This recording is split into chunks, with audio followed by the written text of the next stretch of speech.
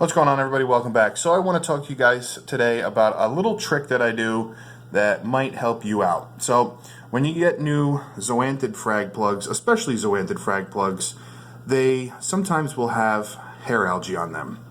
So if your frags have hair algae, I do have a video out on how to dip them in peroxide. I'll leave the link right at the top right hand of your screen. Now, just a disclaimer, I've only ever dipped acans and zoanthids in peroxide. And you'll see that in that video.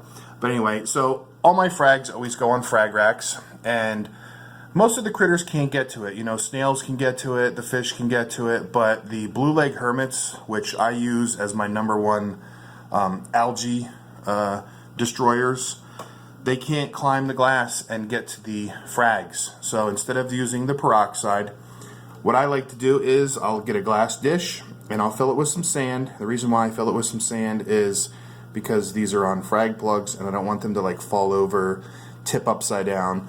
I like to do this so that they stay nice and flat. And what I'll do is I'll pluck a few of the blue leg hermit crabs and I'll kind of trap them in the bowl because they can't climb out of the glass. So I'll make it just tall enough so that they can't get out.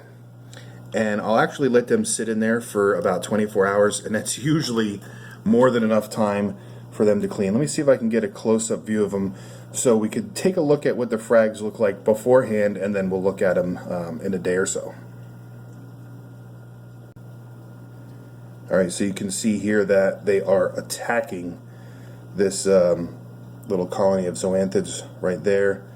And then we'll sweep over here and we'll look at the ones to the right. I think these are some purple monsters up front, and in the back are some bow tie blasters. You can see clear as day that there is a good amount of algae growing. I'm not sure what type of algae it is, but it was all over these plugs. You can see it on it's the same type of algae over here on these purple monsters. So I don't like to put these things anywhere unless they're spotless. And you guys can see, look at them going to town. You know, when they're trapped in this bowl and they have nowhere else to go, nothing else to eat, they will suck these zoanthids clean. Look at them. Let me see if I can get a really good close-up of them. Alright, so that's about as close as I can get, but you can see he's already shredding all this stuff, going to town. I try to put the same size hermits in there so that they don't kill each other while they're stuck in this little bowl, but look at him. He's going to devour this algae, and there will be nothing left on any of these frag plugs in about 24 hours.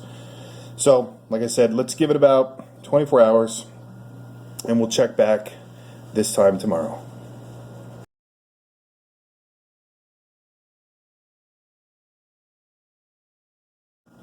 Alright, so I released the zoas and the blue leg hermits from their little prison, and they are back on the frag racks looking pretty good, nice and clean. A couple polyps still haven't opened up yet, but you know, they were getting trampled on for 24 hours. So there you go.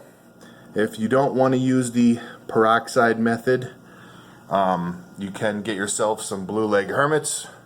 I love them. They're my go-to cleanup crew. Always got to have like 20 or 30 in this tank. I know a lot of people have, you know, said or noticed that my rocks are always nice and clean. Well, that's because I always keep a ton of blue leg hermits in the system. So that's it for now, everybody. Hopefully this was helpful for you, and I'll see you guys on the next one. Alright, I just want to thank you guys again for stopping by. If you did like this video, make sure to give it a thumbs up. And while you're here, hit that little crab icon to subscribe to my channel. Hit the notification bell for any future videos or updates. And in case you haven't seen these two videos, you might want to click on one and check it out. Again, thanks for stopping by.